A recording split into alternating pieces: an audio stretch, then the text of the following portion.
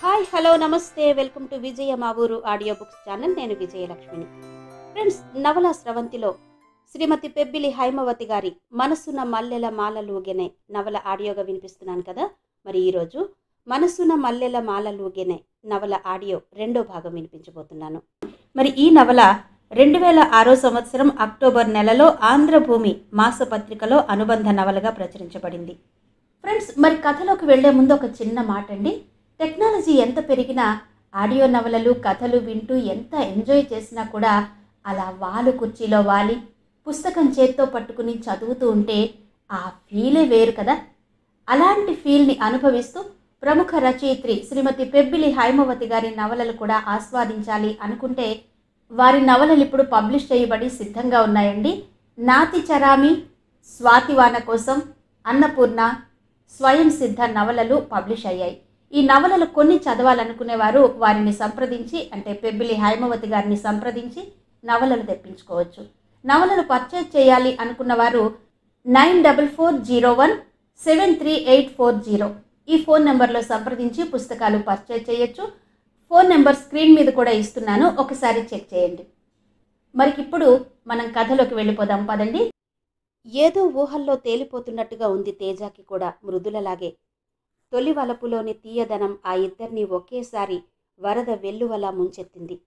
ఇంటికొచ్చి గంటకు పైనే అయినా ఇంకా మృదుల సాన్నిధ్యంలోనే ఉన్న అనుభూతి కలుగుతోంది తేజాకి.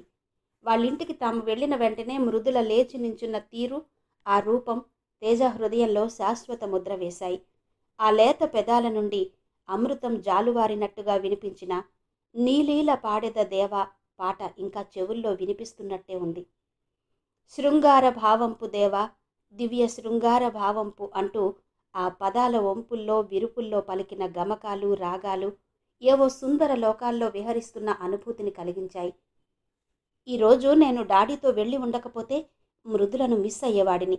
మృదుల, ఎంత చక్కని పేరు! పేరుకు తగినట్టే ఉంది ఆ రూపం కూడా. నండూరి వారి ఎంకి పాటల్లో కళ్ళెత్తితే చాలు కనకాభిషేకాలు పాట మృదులను చూసే రాశారా? ఎప్పుడో 5 దశాబ్దాల క్రితం రాసిన పాట అది. అప్పుడు మృదుల లేదుగా. కానీ ఆ పాట తనకి అతికినట్టుగా సరిపోతుంది. ఆ కళ్ళలో ఏదో అయస్కాంతం ఉంది. అది గాలం వేసి నన్ను లాగేస్తోంది. మనసును ఎంత అదుపులో ఉంచుకుందామనుకున్నా మాట వినక తననే చూడాలనిపించింది అక్కడ ఉన్న తనకు. ఆ నవ్వులో, మాటలో, ప్రతి కదలికలో ఏదో ప్రత్యేకత, ఏదో రాజసం. అందుకే తెలియకుండానే తలమునకలుగా ప్రేమలో పడిపోయానా నేను అనుకున్నాడు తేజ. ఎప్పటికీ ఆమె సాన్నిధ్యంలోనే ఉండిపోతే ఎంత బాగుణ్ణు. వెన్నెలలాంటి ఆ నవ్వు, విశాలమైన ఆ నేత్రాలు అన్నీ అంతా తన స్వంతమైతే ఎంత బాగుంటుంది. అంతకంటే ఇంకేం కావాలి ఈ జన్మకు? అతనికి హఠాత్తుగా ఏదో పాత సినిమాలో ఘంటసాల పాడిన పాట, నిన్న కనిపించింది నన్ను మురిపించింది అందచందాల రాణి ఆ చిన్నది, మర్చిపోలేను ఆ రూపు ఏనాటికి, ఇలా ఊహల్లో కలల్లో తేలిపోతూ పరిసరాలనే విస్మరించాడు తేజ. ఏదో పుస్తకం కోసం అక్కడికొచ్చిన కీర్తన తాము ఇంటికొచ్చి ఇంతసేపైనా అన్నయ్య బట్టలైనా మార్చుకోకుండా అలాగే మంచం మీద వాలిపోయి ఇంటి పైకప్పు కేసి చూస్తూ దీర్ఘంగా ఆలోచిస్తుండడం ఆశ్చర్యంగా అనిపించింది. తన రాకను కూడా గమనించలేనంత పరధ్యానమేంటో అర్థం కాలేదు. అంతలోనే ఏదో తలచుకుని నవ్వడం గమనించిన కీర్తన వెంటనే పసిగట్టేసింది అన్నయ్య ప్రేమలో పడినట్టు. రాను రానంటూనే అక్కడికొచ్చిన అన్నయ్య వాస్తవానికి తను కంపెనీ ఇవ్వలేనందుకు నన్ను, అమ్మని, డాడీని తిడతాడేమోనని భయపడింది ఇంతసేపు. అక్కడికి వెళ్ళిన దగ్గర నుండి సైలెంట్ అయిపోవడం, వచ్చాక కూడా ఎవరిని ఏమీ అనకుండా అలా ఉండిపోవడంతో అంతా అర్థమైందాన్లా కీర్తన అన్నగారి చెవి మెలిపెడుతూ, ఒరే అన్నయ్, ఎక్కడున్నావురా నువ్వు అంది గట్టిగా. తేజ బాగా ముద్దొచ్చినప్పుడల్లా ఒరే ఒరే అనే అంటుంది కీర్తన. అబ్బా రాక్షసి, వదలవే చెవి, నువ్వెప్పుడొచ్చావే ఇక్కడికి అంటూ చెవి రుద్దుకున్నాడు తేజ. నేనెప్పుడొచ్చానో గమనించేందుకు నువ్విక్కడుంటేగా బ్రదరు. మైండ్ ఆబ్సెంట్, బాడీ ప్రజెంట్లా ఎక్కడో విహరిస్తుందాయే నీ మనసు. ఏంటి సంగతి అంది కీర్తన కళ్ళెగరేస్తూ. ఏం సంగతులే కొత్తగా? నాకు నిద్ర వస్తుంది కానీ వెళ్ళు ఇక్కడి నుండి అన్నాడు తేజ లేని విసుగును నటిస్తూ. My dear brother, I can't believe your words. నువ్వు నాతో మాట్లాడుతున్నా నీ చూపులు ఎక్కడో చిక్కుకున్నాయి. నిజం చెప్పు, సంగతేంటో?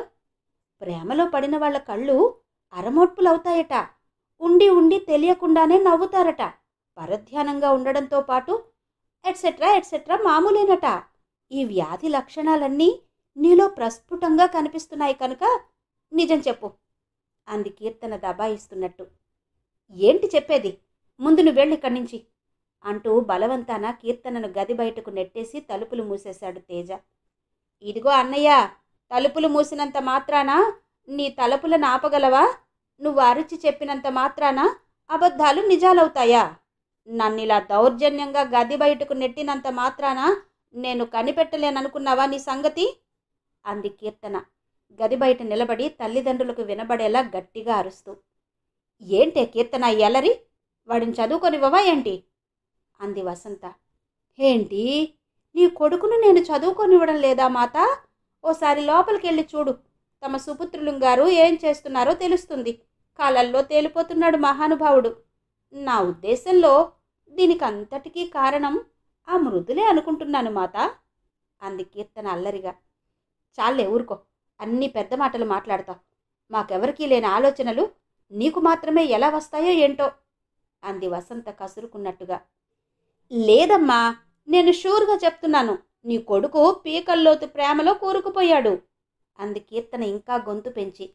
ఆ మాటలకు ఆలోచనలో పడినట్టయింది వసంత. నిజమేనంటావా కీర్తన? వాడు రాను రానంటూ కసుబుసులాడి చిందులు తొక్కుతూ అక్కడికొచ్చినవాడు కాస్త వాళ్ళింటికి వెళ్ళి వచ్చాక బోర్ కొట్టిందని ఒక్క మాట కూడా అనలేదు.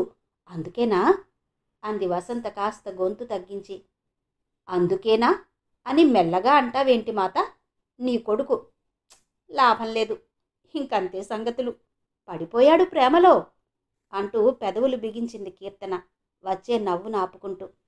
గది బయట నుండి వాళ్ళు మాట్లాడుతున్న మాటలన్నీ తేజాకి వినిపిస్తూనే ఉన్నాయి. చటుక్కున తెలివొచ్చిన వాడిలా పడుకున్నవాడు కాస్త మంచం మీద లేచి కూర్చున్నాడు. అవునా, ప్రేమంటే ఇదేనా? అయితే నేను నిజంగానే ప్రేమలో పడిపోయానన్నమాట అనుకున్నాడు. ఆ తలపే అతనికి వెన్నెల్లో స్నానం చేసిన అనుభూతిని కలిగించింది. వెంటనే వెన్నెల్లో హాయ్ హాయ్, మల్లెల్లో హాయ్ హాయ్, ఇవాళ మనసే విరిసే అంటూ రవితేజ మాదిరిగా గదంతా ఇష్టం వచ్చినట్టుగా డాన్స్ చేశాడు. కానీ తన గది బయట నుంచి తల్లి చెల్లెలు మాట్లాడిన మాటలన్నీ విన్న తేజ తాను బయటకు వెళ్తే ఇంకా ఆట పట్టిస్తారని భయపడి గది బయటకు వెళ్లే సాహసం చేయలేదు. ఏదో తెలియని ఉద్వేగంతో మంచం మీద వాలిపోయి క్రమంగా నిద్రలోకి జారిపోయాడు. వసంత కీర్తన వెళ్ళి ఈ విషయం కాస్త శ్యాంప్రసాద్ చెవిన వేశారు. ఆ మాట వినడంతోనే శ్యాంప్రసాద్ ముఖం వెలిగిపోయింది ఆనందంతో. వసంత, అలాగాని జరిగితే నాకంటే సంతోషించే వాళ్ళెవరూ ఉండరు. భార్గవతో బాంధవ్యానికి మించిన అదృష్టమేముంటుంది చెప్పు? చూశావు కదా ఆ పిల్లని ఎంత వందనంగా పెంచారో. అలాంటి పిల్ల మన ఇంటి కోడలిగా వస్తే అంతకంటే కావలసిందే ఉంది అన్నాడు శ్యాంప్రసాద్ ఆనందపడిపోతూ. అది కాదండి, మా అన్నయ్య తన కూతుర్ని చేసుకోమని వస్తే నాకప్పుడే పెళ్ళొద్దు, నాకు కెరీర్ నాకు ముఖ్యం అన్నాడు తేజ. ఆ మాట చెప్పి పట్టుమని నెల రోజులైనా కాలేదు. ఇంతలోనే వీడిలా ఎలా మారిపోయాడండి? పాపం మా అన్నయ్య ఇది వింటే ఎంత బాధపడతాడో అంది వసంత. బాగుంది, ఒకరు బాధపడతారని మన పిల్లల ఇష్టానికి వ్యతిరేకంగా మనం పెళ్లి చేస్తామా ఏంటి? వాడికి ఎలా నచ్చితే అలా చేద్దాం. ముందు ఈ విషయం మా భార్గవతో చెప్పాలి. వాడు కూడా నాలాగే ఎంతో సంతోషిస్తాడు అంటూ ఫోన్ తీశాడు శ్యాంప్రసాద్. వెంటనే వసంత భర్త ప్రయత్నాన్ని అడ్డుకుంటూ, తొందరపడకండి, ముందుగా మన వాడి అభిప్రాయం ఏంటో పూర్తిగా తెలుసుకున్నాక అప్పుడు వాళ్లకు చెప్దాం. అది కాక వచ్చే ఆదివారం వాళ్ళెలాగూ మన ఇంటికి భోజనానికి వస్తారు కదా, అప్పుడు చెప్తే ఇంకా బాగుంటుంది. అయినా పెళ్లి మాటలు తలపెట్టినప్పుడు మంచి చెడు చూడకుండా ఏదీ చెయ్యకూడదంటారు పెద్దలు అంది వసంత. ఆ మాట నిజమేనన్నట్టుగా ఊరుకున్నాడు శ్యాంప్రసాద్. ఆ ఇంట్లో ఓ ఆనందకరమైన వాతావరణం నెలకొంది ఆ సంఘటనతో. ఎప్పుడూ హుషారుగా ఉంటూ జోక్స్ కట్ చేస్తూ అందరినీ నవ్విస్తూ ఉండే తేజ ఆ రోజు మౌనంగా ఉండిపోవడం చూసి ఆశ్చర్యపోయాడు అతని క్లాస్మేట్ వినోద్. వాళ్ళిద్దరూ క్లాస్మేట్సే కాదు, మంచి స్నేహితులు కూడా. ఏరా అలా ఉన్నావు ఈరోజు? క్లాస్లో కూడా లెసన్స్ సరిగ్గా విన్నట్టు లేదు, ఏంటి సంగతి అని అడిగాడు స్నేహితుడు. మిత్రుడి మాటకు జవాబేమీ చెప్పకుండా అభావంగా చూస్తూ ఉండిపోయాడు తేజ. ఏంట్రా మాట్లాడవు? ఏమైంది నీకు ఈరోజు? అంటూ మళ్ళీ రెట్టించాడు వినోద్. అప్పటికి ఈ లోకంలోకొచ్చిన తేజ ఏదో ట్రాన్స్ నుండి బయటపడినట్టుగా చూస్తూ ఏంట్రా అని అడిగాడు. బాగుందిరా, ప్రశ్న అడిగింది నేను, నువ్వు కాదు అన్నాడు వినోద్ మిత్రుని భుజం తడుతూ. ఆ మాటలతో చిన్నగా నవ్వేస్తూ ఏం లేదురా, నిన్న మా డాడీ ఫ్రెండ్ ఇంటికి వెళ్ళాం మేమంతా. అసలు అక్కడికి మొదట నేను రానని మొండికేశాను. తీరా వాళ్ళ ఇంటికి వెళ్ళాక వాళ్ళ అమ్మాయిని చూశాక అనిపించింది ఇక్కడికి ఈరోజు రాకపోతే ఎంత మిస్ అయ్యేవాడిని అని అనిపించింది. తనని చూసిన దగ్గర నుంచి మనసంతా తన చుట్టూనే తిరుగుతోంది. అనుక్షణం తనతోనే, తన సమక్షంలోనే గడపాలనిపిస్తోంది. తన నుండి మనసుని ఎంత మరల్చుకోవాలనుకున్నా సాధ్యం కావడం లేదు. లోకమంతా ఆమెగానే ఉంది నాకు, ఏం చెయ్యను అన్నాడు తేజ దీనంగా. అరే తేజ, ఏంట్రా ఇది? ఒక్కరోజులోనే, అది కొన్ని గంటల సమయంలోనే ఇంత డీప్గా లవ్లో పడిపోయావా? నమ్మమంటావా నన్ను? ఇలాంటివన్నీ ఏ సినిమాలోనో ఉంటాయే కానీ నిజ జీవితంలో సాధ్యం కాదు అనేవాడివి నువ్వేనా ఇలా మాట్లాడుతున్నావు? అన్నాడు వినోద్ ఆశ్చర్యంగా చూస్తూ. అవునరా, ఏదో తెలిసి తెలియక అలా అనేవాడిని. కానీ ఇప్పుడు నేనున్న పరిస్థితి నాకే అర్థం కావడం లేదు. ఎలాగైనా తనతో ఒక్కసారి మాట్లాడి తన అభిప్రాయం తెలుసుకోవాలనుందిరా. ప్లీజ్ వినోద్, మార్గం చెప్పరా నాకు అన్నాడు తేజ రిక్వెస్టింగ్గా. బాగుందిరా, ఆ అమ్మాయిని ఒక్కరోజులో చూసి ప్రేమించడం సరే. తనెవరో ఏంటో ఎలా ఉంటుందో తెలియకుండా నేనెలా మార్గం చూపిస్తాన్రా అన్నాడు వినోద్. తన పేరు మృదుల, ఏయులో నేవల్ ఆర్కిటెక్చర్ ఫైనల్ ఇయర్ చదువుతోంది అన్నాడు తేజ. ఇంకే, తన క్లాస్ అయిపోయే సమయానికి వెళ్ళి కలిసి మాట్లాడు అన్నాడు వినోద్. బాగుంటుందంటావా అన్నాడు తేజ సందేహంగా చూస్తూ. పోనీ తెలిసిన వాళ్లే అంటున్నావు కదా, డైరెక్ట్గా వాళ్ళ ఇంటికి వెళ్ళి మాట్లాడకూడదా అన్నాడు వినోద్. అది ఇంకా ఇబ్బందిరా. ఏం పని మీద వచ్చావని అడిగితే ఏం చెప్పాలి వాళ్లకు? అలా చేస్తే డీసెంట్గా ఉంటుందంటావా? వద్దులేరా అన్నాడు తేజ. మరెలారా? మాట్లాడాలని ఉందంటావు, కాలేజీకి వెళ్ళవు, వాళ్ళ ఇంటికి పోవు. ఇలా అయితే ఎలా వర్కౌట్ అవుతుందిరా నీ ప్రేమ? అరే, నేనో మాట చెప్తాను కానీ వింటావా? ఇలాంటివన్నీ నీ ఒంటికి సరిపడవు కానీ గప్చిప్గా ఊరుకోరా అన్నాడు వినోద్ సలహా ఇస్తున్నట్టుగా. చాలేరా, నీతో చెప్పడం నాదే బుద్ధి తక్కువ. ఏదో మిత్రుడివి కదా, సహాయం చేస్తావని చెప్తే ఆదిలోనే హంసపాదు పెట్టావు కదరా అన్నాడు తేజ నీరసపడిపోతూ. మరేం చెయ్యాలరా? అపర ప్రవరాఖ్యుడిలా ఉండే నువ్వు ప్రేమలో పడడమే ఒక వింతైతే ఒక్కరోజులోనే తాడో పేడో తేలిపోవాలన్నట్టు మాట్లాడడమే కాక నేను చెప్పిన 2 సలహాలను కొట్టిపారేసి ఇంకా సాయం చేయలేదని అభాండం ఒకటా అన్నాడు వినోద్ నిష్ఠూరంగా. ఏం చెయ్యన్రా, నా పరిస్థితి అలా ఉంది. ఒకసారి తనతో మాట్లాడితే గానీ మనసు తేలిక పడేట్టు లేదు. పోనీ ఓ పని చేద్దాన్రా, మనిద్దరం కలిసి వెళ్దాం వాళ్ళ కాలేజీకి. నువ్వు మీ కజిన్ని కలిసేందుకు వస్తే నేను నీకు తోడుగా వచ్చినట్టు చెప్తాను. చాలా క్యాజువల్గా తనని అప్పుడే అక్కడ చూసినట్టుగా మాట్లాడదాం అన్నాడు తేజ. మళ్ళీ మధ్యలో ఇదో ఫిట్టింగా? కొంపతీసే అమ్మాయి నా కజిన్ ఎవరని నిలదీస్తే నా మాన మర్యాదలేం కావాలరా అన్నాడు వినోద్ ఓరగా చూస్తూ. నోరు ముయిరా గాడిద, అలాంటి పరిస్థితి ఎదురైతే పోయేది నీ ఒక్కడి పరువే కాదు, నాది కూడా. ప్లీజ్ వినోద్, కొంచెం సాయం చేయరా బాబు, నీ రుణం ఉంచుకోలే. నీకు ఇలాంటి సమయం వచ్చినప్పుడు డెఫినెట్గా నీకు సాయం చేస్తారా అన్నాడు తేజ అభయమిస్తున్నట్టుగా. వద్దులే తండ్రి, అంత కష్టం నీకెందుకు? ఇలాంటి అగచాట్లు నేను పడలేను కానీ మందంతా డైరెక్ట్ అటాకే అన్నాడు వినోద్ పెద్దగా నవ్వేస్తూ. అనుకున్నట్టుగా మిత్రులిద్దరూ కలిసి మృదుల క్లాస్ అయ్యే సమయానికి వెళ్లారు అక్కడికి. మృదుల క్లాస్ రూమ్ నుండి బయటకు వచ్చిన దగ్గర నుండి ఆమెనే కళ్ళార్పకుండా చూస్తూనే ఉన్నా తను గేటు దాకా వచ్చే వరకు చూడనట్టుగా ఊరుకున్న తేజ మృదుల గేటు సమీపిస్తుండగా అప్పుడే చూసినట్టుగా హలో మృదుల అంటూ పలకరించాడు. తేజాని అక్కడ చూడడంతోనే ఆశ్చర్యపోయింది మృదుల. హలో, మీరిక్కడా అంటూ ప్రశ్నార్థకంగా చూసింది తేజ వైపు. ఏం లేదు, నా ఫ్రెండ్ సిస్టర్ ఇక్కడ చదువుతోంది. తనని మీట్ అవ్వాలని వాడొస్తే వాడికి తోడుగా నేను కూడా వచ్చాను. అనుకోకుండా మిమ్మల్ని కలిసాం. వీడు నా ఫ్రెండ్ వినోద్ అంటూ పరిచయం చేశాడు తేజ వినోద్ని. ఓ అలాగా, నమస్తే అండి. ఇంతకు మీ సిస్టర్ ఏ ఇయర్ చదువుతోంది, పేరేంటి అని అడిగింది మృదుల. ఆ మాట వినడంతోనే కంగారు పడిపోయాడు వినోద్. నేను చెప్పాను కదరా ఇలాంటి ప్రమాదం ముంచుకొస్తుందని అని మనసులోనే తిట్టుకుంటూ కోరగా తేజ వంక చూశాడు వినోద్. తేజ మాత్రం ఏమాత్రం తడబాటు లేకుండా తన పేరు శిరీష అన్నాడు చాలా కూల్గా. అలాగా, తను నాకు బాగా తెలుసు. తను ఇంకా ఏదో నోట్స్ రాసుకుంటూ క్లాస్ రూమ్లోనే ఉండిపోయింది. పిలుచుకొస్తానుండండి అంటూ ఉత్సాహంగా వెనుతిరిగింది మృదుల. ఇప్పుడు కంగారు పడడం తేజ వంతయింది. ముంచుకొచ్చే ప్రమాదాన్ని ఎలా తప్పించుకోవాలో మిత్రులిద్దరికీ తెలియలేదు. చివరికి ఏదైతే అదయిందన్నట్టుగా సూటిగా రంగంలోకి దిగిపోయి ఉన్న నిజాన్ని చెప్పేశాడు తేజ. సారీ మృదుల, మేమెవరి కోసం రాలేదు ఇక్కడికి. నాకు మిమ్మల్ని చూడాలని మాట్లాడాలని అనిపించింది, అందుకే ఇలా వచ్చాం. నిజానికి మా వినోద్ సిస్టర్స్ ఎవరూ ఇక్కడ చదవడం లేదు. జస్ట్ నాకు సాయానికి వచ్చాడంతే అన్నాడు తేజ మెల్లగా. ఆ మాటలు వినడంతోనే తెల్లబోయింది మృదుల. కేవలం తనని చూడడం కోసమే ఇక్కడికి వచ్చాడా తేజ? అయితే నాలాగే తను ఆలోచిస్తున్నాడన్నమాట.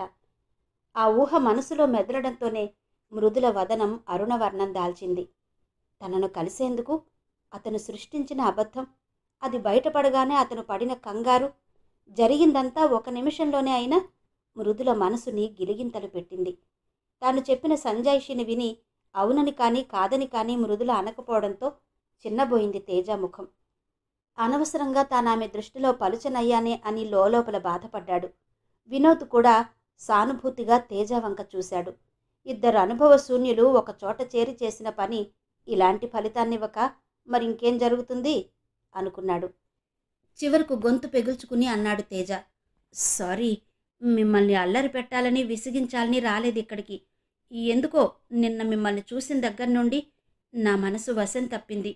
నేరుగా మీ మనసేంటో తెలుసుకుని ఆ తర్వాత పెద్దల ద్వారా అడిగించాలని నా ఉద్దేశం. నేనిలా అడిగానని అపార్థం చేసుకోకండి. వెంటనే మీ అభిప్రాయం చెప్పాలని కంపెల్ చెయ్యను నేను. బాగా ఆలోచించుకుని జవాబివ్వండి. ఒకవేళ నా పద్ధతి మీకు నచ్చకపోతే నిర్మోహమాటంగా చెప్పండి, నేనేమీ అనుకోను అన్నాడు తేజ. అతని మాటలు వింటూ ఆ గొంతులోని మార్దవాన్ని ఆస్వాదిస్తున్నట్టుగా ఉండిపోయిన మృదుల తేజ అన్న చివరి మాటలు వినడంతోనే కంగారు పడిపోతూ, నో అదేం లేదండి. మీరు చేసిన దాంట్లో నాకేమీ తప్పు కనిపించలేదు. మీ మాట, ఆలోచన విధానం నాకు నచ్చింది.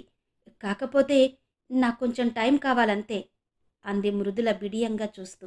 దాంతో తేజాకి వినోద్కి కూడా మృదుల మనసేంటో అర్థమైపోయింది. మాట వరుసకు తను టైం కావాలని అడిగినా ఆమె కళ్ళలో కదలాడే భావాలు చెప్పకనే చెప్పాయి మృదుల అభిప్రాయమేంటో.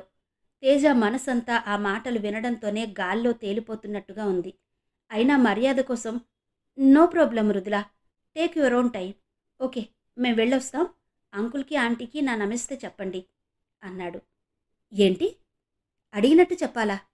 మీరెక్కడ కలిశారు అంటే ఏం చెప్పను అంది మృదుల ఆశ్చర్యంగా చూస్తూ.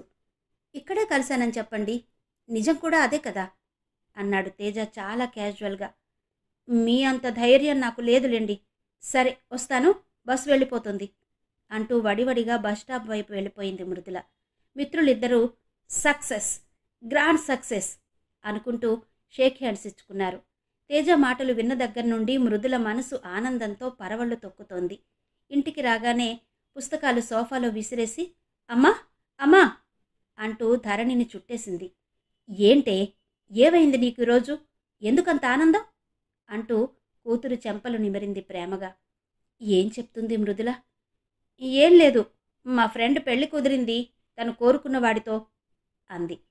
నిజమే, కోరుకున్నవాడితో పెళ్లి కుదిరితే ఎవరికైనా సంతోషంగా ఉంటుంది. అవును, నీ ఫ్రెండ్కి పెళ్లి కుదిరితే నీకెందుకే ఇంత ఆనందం అంది ధరణి ఆరాగా. ఎందుకంటే తను నా ప్రాణం కాబట్టి, నేనే తను, తనే నేను కాబట్టి అంది మృదుల. ఎంత ప్రాణ స్నేహితులైనా మరీ ఇంత ఇదా అంది ధరణి విస్తుపోతూ. పోమ్మా, నీకేం తెలీదు అంటూ లోపలికి వెళ్ళిపోయింది. గదిలోకి వెళ్ళగానే మంచం మీద వాలిపోయింది, తీయని ఊహల్లో తేలిపోతూ. ఆ రాత్రి తేజాని అడిగాడు శ్యామ్ ప్రసాద్. తండ్రి అడిగిన దానికి జవాబేం చెప్పకుండా మీ ఇష్టం డాడీ అంటూ అక్కడి నుంచి వెళ్ళిపోయాడు తేజ. వీడేంటి వసంత, ఆడపిల్లలా సిగ్గుపడతాడు అన్నాడు శ్యామ్ ప్రసాద్ వెళ్తున్న కొడుకు వంకే చూస్తూ. లేకపోతే మీ కూతురులా అన్ని టామ్ టామ్ వేసుకుని తిరగమంటారా అంది వసంత. ఇది మరీ బాగుంది. ఉరుమురిమి మంగళం మీద పడ్డట్టు వాడు సిగ్గుపడ్డవేంటి, నన్ను అనడమేంటి? ఇదేమైనా బాగుందా? అంది కీర్తన కోపంగా వెంటనే. ఊరుకోమ్మా, మీ అమ్మతో ఏంటి? ఇవాళ నీ తెలివితేటల వల్లనే కదా ఇదంతా తెలిసింది మాకు. సో ఈ క్రెడిట్ అంతా నీదే. మాకు మంచి కోడల్ని సెలెక్ట్ చేశావు అన్నాడు శ్యాంప్రసాద్ బుజ్జగిస్తున్నట్టుగా.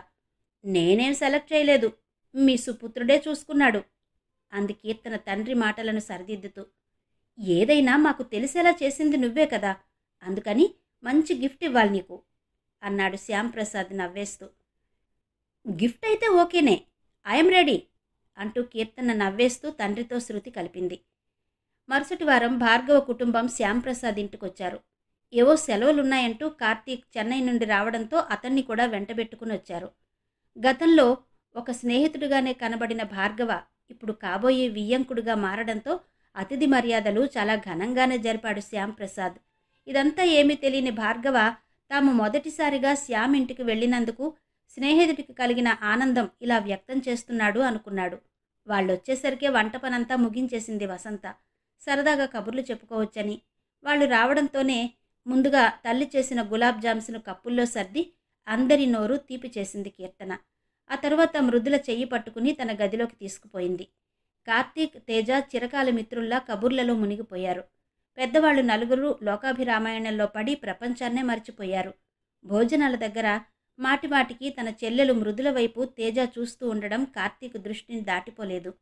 తేజతో తన చూపులు కలిసినప్పుడల్లా మృదుల బుగ్గలు ఎర్రబారడం కూడా గమనించాడు కార్తీక్. అయితే కీర్తనకి ఈ విషయం తెలుసు కనుక వాళ్ళిద్దరినీ చూసి పెద్దగా ఆశ్చర్యపోలేదు. పాపం మృదుల అమాయకురాలు కాబట్టే అందరికీ దొరికిపోతోందిలా.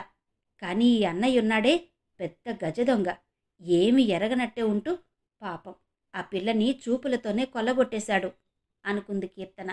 భోజనాలయ్యాక కిళ్ళీలందరికీ ప్లేట్లలో పెట్టి తెచ్చింది వసంత.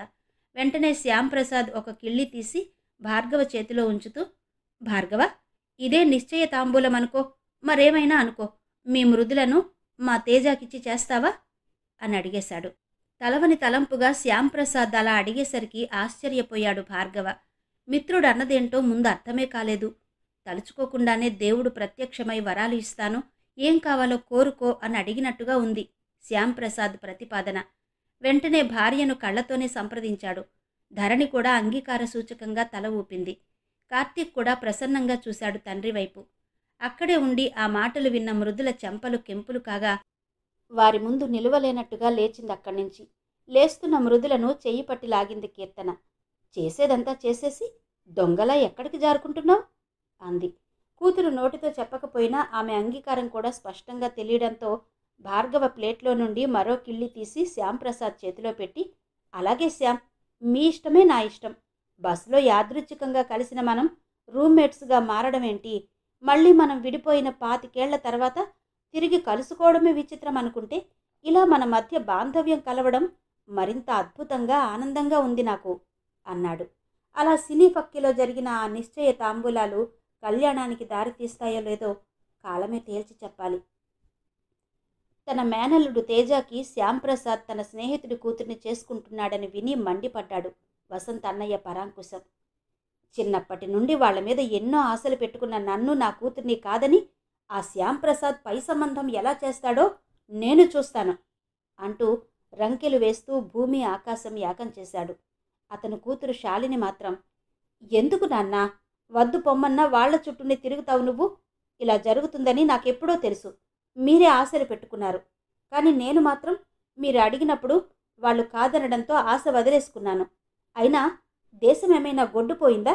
ఇతను తప్ప ఇంకెవరు దొరకరా నాకు అంది ఉక్రోషంగా. లేదమ్మా, ఆ శ్యామ్ గాడికి గట్టిగా బుద్ధి చెప్పాలి. కోరి పిల్లనిస్తానంటే కులం తక్కువ అన్నట్టు నాకింత అవమానం చేస్తాడా? నిజానికి వాళ్లతో సంబంధం కలుపుకోవడానికి మనమే జంకాలి. ఎందుకంటే ఆ వంశంలో మతి చాంచల్యం ఉంది కనుక. పోనీలే పాపమని పిలిచి పిల్లనిస్తానంటే ఇంత అవమానం చేస్తాడా? చూస్తాను, ఈ పెళ్లి ఎలా జరుగుతుందో నేను చూస్తాను అన్నాడు పరాంకుశం ఏమాత్రం తగ్గని ఆవేశంతో. మతి చాంచల్యమా? ఎవరికి నాన్నా? అంతా బాగానే ఉన్నారు కదా అంది శాలిని ఆశ్చర్యపోతూ. లేదులేమ్మా, మీ మామయ్యకి పిచ్చి. అతని చెల్లెలు ఉదయకు పిచ్చి. అందుకే ఆవిడని మొగుడు వదిలేశాడు. ఆవిడ్ని కొన్నాళ్ళు మెంటల్ హాస్పిటల్లో ఉంచారు. 18 ఏళ్ల క్రితం చనిపోయిందావిడ. అప్పటికి మీరంతా చిన్నపిల్లలు. కీర్తన పుట్టలేదింకా అన్నాడు పరాంకుశం. అయితే ఏమైంది నాన్న? ప్రస్తుతానికి మామయ్య బాగానే ఉన్నాడు కదా? మిగతా వారెవరికీ ఆ లక్షణాలు కనిపించడం లేదు కదా అంది అమాయకంగా. ఆ ఉదయలక్ష్మికి పెళ్ళయ్యి 2 పిల్లలు పుట్టే వరకు ఆ లక్షణాలేవీ లేవు. ఆ తర్వాతే పిచ్చి పట్టింది. ఆ వంశంలో ప్రతి ఒక్కరికి వేపకాయంత వెర్రుంది అన్నాడు పరాంకుశం కసిగా. మరలాంటప్పుడు ఎందుకు నాన్న వాళ్ళు నన్ను చేసుకోలేదని బాధపడతావు? గండం తప్పిందని సంతోషించక అంది శాలిని అమాయకంగా చూస్తూ. నువ్వు ముందు నోర్మి, అన్నీ నీకే కావాలి. వెధవారాలు నువ్వును. ఆ తేజగాడు MBA చేస్తున్నాడు. ఏ ఫారిన్ ఛాన్సో తగిలితే డాలర్ల వర్షమే కురుస్తుందా ఇంట? అది నీకు దక్కలేదని నేనేడుస్తుంటే నువ్వేంటి ఇలా యక్ష ప్రశ్నలు వేసి చంపుతావు నన్ను అన్నాడు పరాంకుశం కోపంగా. దాంతో కిక్కురు మనకుండా అక్కడి నుంచి వెళ్ళిపోయింది శాలిని. వెంటనే పరాంకుశం కాగితం కలం తీసుకుని భార్గవకి ఉత్తరం రాసి బ్యాంకుకి అందేలా పోస్ట్ చేశాడు. ఆ ఉత్తరం అందుకున్న భార్గవ చదివి కళవెళపడుతూ బ్యాంకులో పర్మిషన్ తీసుకుని ఇంటికొచ్చి భార్య చేతికిచ్చాడు చదవమంటూ. గౌరవనీయులైన భార్గవ గారికి నమస్కారం. నేనెవరో మీకు తెలీదు, కానీ మీరెవరో నాకు బాగా తెలుసు. మీ ఒక్కగానొక్క కూతుర్ని శ్యాంప్రసాద్ ఇంటి కోడలిగా చేయబోతున్నారని విని ఈ ఉత్తరం రాయకుండా ఉండలేకపోతున్నాను. సాధారణంగా మన పెద్దలు అంటూ ఉంటారు, 100 అబద్ధాలాడైనా ఓ పెళ్లి జరిపించాలని. కానీ వారి కుటుంబంలో ఉన్న అతి దారుణమైన నిజాన్ని దాచి ముక్కుపచ్చలారని మీ బిడ్డ గొంతు కోయడం నాకు ఇష్టం లేక ఈ సాహసం చేస్తున్నాను. శ్యాంప్రసాద్ వంశంలో వారందరికీ మతి చాంచల్యం ఉంది. ఆ శ్యాంప్రసాద్ కూడా కొన్నాళ్ళు మతి భ్రమణంతో బాధపడ్డాడు. అతని చెల్లెలు ఉదయలక్ష్మి మతి చాంచల్యంతోనే బాధపడి మరణించింది. ఆ కుటుంబంలో అన్నా చెల్లెళ్ళిద్దరూ మానసిక వ్యాధితో బాధపడ్డారు కనుక ఖచ్చితంగా వారి పిల్లలకు కూడా ఈ వ్యాధి సంక్రమించే అవకాశం ఉంది. అందుకే ఇదంతా రాస్తున్నాను. ఈ నిజాన్ని దాచిపెట్టి మీ బిడ్డను వారింటి కోడలిగా చేసుకోవాలనుకుంటున్నాడు శ్యాంప్రసాద్. కనుక మీరు త్వరపడి ఈ పెళ్లి చెయ్యకుండా ఉంటేనే మంచిది. నిజానిజాలు విచారించి నిర్ణయం తీసుకుంటే మీకన్ని విధాలా బాగుంటుంది. సదా మీ శ్రేయస్సు కాంక్షించే మీ శ్రేయోభిలాషి. ఆ ఉత్తరమంతా చదివి భర్తకిచ్చేస్తూ, ఎవడండి ఈ శ్రేయోభిలాషి? శుభమా అని మనం పెళ్లి తలపెడితే దాన్ని చెడగొట్టాలని ఊరు పేరు లేకుండా ఇలా ఆకాశరామన్న ఉత్తరం రాస్తాడు. ఇది పట్టుకుని దీన్నే నమ్మి కాళ్ళ దగ్గరకొచ్చిన బంగారం లాంటి సంబంధాన్ని జారవిడుచుకుంటామా అంది ధరణి ఆలోచనగా చూస్తూ. అది కాదు ధరణి, మనకున్న ఒక్కగానొక్క బిడ్డని సంశయిస్తూ ఆ ఇంటి కోడలిగా ఎలా చెయ్యమంటావు? ఈ ఉత్తరం తీసుకెళ్ళి శ్యాంప్రసాద్కి చూపించి సంగతేంటో కనుక్కుందాం. అంతవరకు నా మనసు స్థిమితంగా ఉండదు అన్నాడు భార్గవ. ఏమని వెళ్ళి అడుగుతారండి అన్నయ్య గారిని? ఎవరో గిట్టని వాళ్ళు రాసింది పట్టుకుని వాళ్ళని నిలదీశామంటే వాళ్ల మనసుకు ఎంత కష్టంగా ఉంటుందో ఆలోచించారా అంది ధరణి అనునయంగా. ఏమో ధరణి, విషయమేంటో తెలిసే వరకు నా మనసుకు శాంతిగా అనిపించదు అన్నాడు భార్గవ. తల్లిదండ్రుల సంభాషణ ఆద్యంతం విన్న మృదుల భయకంపితురాలైంది.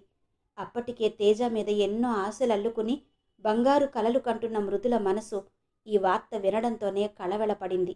ఆమెకు తెలియకుండానే కన్నీటి చుక్కలు చెంపల మీదకు జారిపోయాయి.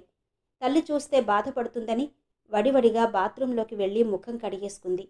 అయితే టవల్తో ఎంత అద్దినా ఆ కన్నీటి ప్రవాహానికి ఆనకట్ట వెయ్యలేకపోయింది. గదిలో టేబుల్ మీద ఆ రోజు తేజ వదిలి వెళ్లిన పసుపు పచ్చ గులాబీ వాడి ఎండిపోయినా దాన్నలాగే ఉంచి రోజూ చూసుకుంటుంది మృదుల. దాన్ని చేతిలోకి తీసుకుని, చూశావా గులాబీ, నీలాగే నా మనసులోనూ ఆశలు కలలు ఎలా వాడిపోతున్నాయో. అసలు ఈ తేజ మా ఇంటికి ఎందుకు రావాలి? వచ్చి నాలో అంతులేని అలజడి రేపాడు. తన చుట్టూనే ఎన్నో సుందర హర్మ్యాలను నిర్మించుకున్నానే, అవన్నీ గాలి మేడల్లా కూలిపోవలసిందేనా అంటూ శబ్దం రాకుండా టవల్ ముఖానికి అడ్డం పెట్టుకుని ఏడవసాగింది. ఆ సాయంత్రం ధరణిని తీసుకుని శ్యాంప్రసాద్ ఇంటికి వెళ్ళాడు భార్గవ. తలవని తలంపుగా వచ్చిన స్నేహితుడిని చూసి ఆశ్చర్యపోయారు శ్యాంప్రసాద్ దంపతులు. అయినా భార్గవని ఎంతో ఆప్యాయంగా ఆహ్వానించి కుశల ప్రశ్నలు వేశారు. కాబోయే వియ్యంకుడు వియ్యపురాలు వచ్చారని అప్పటికప్పుడు సేమ్యా పాయసం చేసి తెచ్చిచ్చింది వసంత అందరికీ. అంత ఆప్యాయంగా ఉన్నవారి ముందు తన సందేహాన్ని ఎలా బయటపెట్టాలో అర్థం కాలేదు భార్గవకి. అలా అని తన బుర్రని తొలిచేస్తున్న సందేహాన్ని తీర్చుకోకుండా తానొక్క అడుగు కూడా ముందుకు వెయ్యలేనని గ్రహించాడు భార్గవ. అందుకే బాధపడుతూనే తనకు వచ్చిన ఉత్తరాన్ని శ్యాంప్రసాద్ చేతిలో పెడుతూ, ఈ ఉత్తరం ఈరోజు నా బ్యాంక్ అడ్రస్కి వచ్చింది శ్యామ్. ఇది గిట్టని వాళ్ళెవరూ రాసి ఉంటారనిపించినా ఏమూలో అనుమానం పీకుతోంది. అందుకే ఆగలేక నీ దగ్గరకు వచ్చాను, నిజమేంటో తెలుసుకుందామని అన్నాడు భార్గవ. శ్యాంప్రసాద్ ఆ ఉత్తరం చదివి భార్య చేతికిచ్చాడు. వసంత కూడా ఆ ఉత్తరం చదివింది. అందులో దస్తూరిని కూడా పోల్చుకుంది. చివరికి నా తోడబుట్టిన అన్నయ్య అయి ఉండి కూడా ఇంత నైత్యానికి దిగజారిపోయాడా అనుకుంది వసంత పరాంకుశాన్ని తలచుకుని బాధగా. భార్య ఉత్తరం చదివాక దాన్ని తిరిగి చేతిలోకి తీసుకుంటూ అందరి వైపు ఒకసారి పరిశీలనగా చూస్తూ, భార్గవ, నువ్వు సందేహపడడంలో తప్పులేదు. మా చెల్లాయి ఉదయలక్ష్మికి మతి చలించిన మాట వాస్తవమే. కానీ ఈ ఉత్తరంలో ఉన్నట్టుగా అది వంశపారంపర్యంగా వచ్చింది కాదు. ఆమె జీవితంలో జరిగిన ఒకానొక సంఘటన నా చెల్లెల్ని ఆ స్థితికి చేర్చింది. ఇంతకీ ఈ ఉత్తరం ఎవరు రాశారో తెలుసా నీకు? స్వయాన నా బావమరిది, అంటే వసంత అన్నయ్య పరాంకుశం రాశాడు. ఎందుకో తెలుసా? తన కూతుర్ని నా కొడుక్కి చేసుకోలేదన్న ఉక్రోషంతో. ఇందులో ఉన్న మర్మం నువ్వు గ్రహిస్తే ఈ ఉత్తరం ఎందుకు రాశాడో నీకు అర్థమవుతుంది. తన కూతుర్ని నా కొడుక్కిచ్చి చేయడానికి లేని అభ్యంతరం పిచ్చి ఇప్పుడు పెద్ద అవరోధాల్లా సృష్టించి నీ కూతుర్ని తేజాకి ఇచ్చి చెయ్యవద్దంటూ ఈ ఉత్తరం రాశాడు. గమనించావా? సరే, ఆ సంగతి వదిలే. ఒక్కసారి అనుమానం రానేకూడదు. వచ్చాక దాన్ని నివృత్తి చేసుకుంటేనే మంచిది. అసలు నా చెల్లెలకి మతి ఎలా చలించిందో, ఎందుకు చలించిందో తెలుసుకుంటే నీ సందేహాలన్నీ మంచులా విడిపోతాయి. అదిగో ఆ గోడకు వేలాడుతున్న ఫోటో చూసావా? అది నా చెల్లెలు ఉదయలక్ష్మిది. రూపంలోనూ గుణంలోనూ నా చెల్లెలికి సాటి పోటీ ఎవరూ లేరంటే అతిశయోక్తి కాదు. మేము నలుగురం అన్నదమ్ములం. నా తర్వాత పుట్టింది మా చెల్లెలు ఉదయ. వేకువజామున పుట్టిందని, మా ఇంటిని ఉదయకాంతులతో నింపిందని మా అమ్మ ఆ పేరు పెట్టింది చెల్లికి. మా చెల్లి పుట్టాక మా నాన్నగారు పట్టిందల్లా బంగారం అయిందట. సాక్షాత్తు లక్ష్మీదేవే మా ఇంట వెలసిందని మా నాన్నగారి నమ్మకం. ఆ పైన నలుగురు మగపిల్లల తర్వాత పుట్టిందేమో అతి గారాబంగా కాలు కింద పెట్టకుండా అరచేతిలో పెట్టి పెంచుకున్నాం మా చెల్లిని. అందం ఐశ్వర్యంలోనూ చదువు సంస్కారంలోనూ దేనికి తీసిపోని మా చెల్లిని చేసుకుంటామని కోరి ఎందరో వచ్చారు మా చెల్లి కోసం. చివరికి సెక్రటేరియట్లో పనిచేస్తున్న ముకుందరావుకిచ్చి పెళ్లి చేశాం మా ఉదయని. ఆ పెళ్లిని అంగరంగ వైభవంగా జరిపించారు నాన్నగారు. మా చుట్టుపట్ల ఉన్న ఎవ్వరూ చెయ్యలేనంత గొప్పగా జరిగింది ఆ పెళ్లి. ఆ రోజుల్లో మా ఊరికి తిన్నగా బస్ సౌకర్యమైనా లేదు. మా ఊరికి 12 కిలోమీటర్ల దూరం ఉన్న రైల్వే స్టేషన్ నుండి పెళ్లికి వచ్చిన వందలాది మంది బంధుజనాన్ని ట్యాక్సీలు పెట్టి మా ఇంటికి తరలించారు. కరెంటుతో పని లేకుండా అడుగుకో పెట్రోమాక్స్ లైట్ పెట్టి ఊరంతటినీ పట్ట పగలుగా మార్చేశారు. వచ్చిన వారికి ఏ అసౌకర్యము కలగకుండా అడుగడుగునా జీతగాళ్లను పెట్టి సకల సౌకర్యాలను అమర్చారు. పెళ్ళయి మా ఉదయ అత్తవారింటికి వెళ్ళిపోయింది. మా బావగారు కూడా మా చెల్లిని ఎంతో అపురూపంగా చూసుకునేవారు. వాళ్ళ తల్లిదండ్రులు కూడా మా ఉదయని ఎంతో ఆదరంగా చూసేవారు. కొన్నాళ్ళు అత్తవారింట్లో ఉండి భర్తతో పాటు హైదరాబాద్ వెళ్ళిపోయింది మా ఉదయ. కొత్త కాపురంలో చిలక గోరింకల్లా మా బావ చెల్లెలు ఎంతో అన్యోన్యంగా ఉండేవారు. చూస్తుండగానే 2 బిడ్డల తల్లైపోయింది మా ఉదయలక్ష్మి.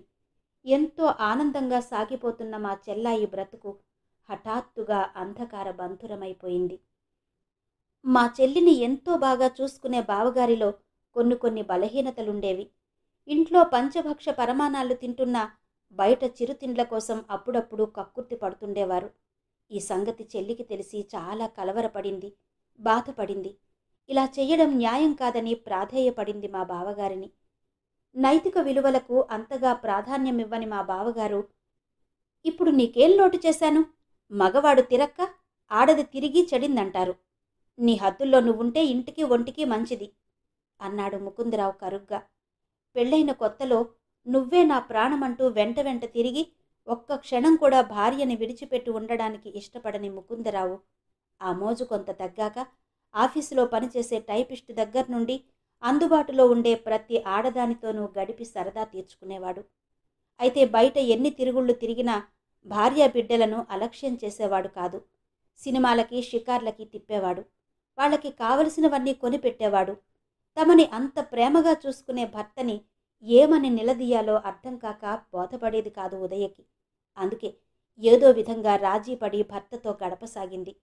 ముకుందరావు ఆఫీసర్ కావడం వలన తరచూ క్యాంపులకు వెళ్లవలసి వచ్చేది. ఒక్కోసారి ఎవరితోనైనా సరదాగా గడపాలనుకుంటే క్యాంపు వంక పెట్టుకుని 2-3 రోజులు సరదాగా తిరిగి వస్తూ ఉండేవాడు. ఇవన్నీ తెలిసినా తెలియనట్టే ఉండడం నేర్చుకుంది ఉదయ. అరచి అల్లరి చేసుకుంటే పోయేది తమ కుటుంబ పరువేనని ఆమె ఉద్దేశం. అప్పుడే వాళ్ల జీవితాల్లో అనూహ్య పరిణామాలు చోటు చేసుకున్నాయి.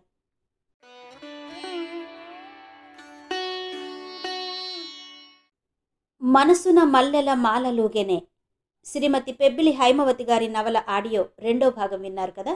మిగిలిన కథ తరువాతి భాగాల్లో వినిపిస్తాను. అంతవరకు సెలవు. నమస్తే.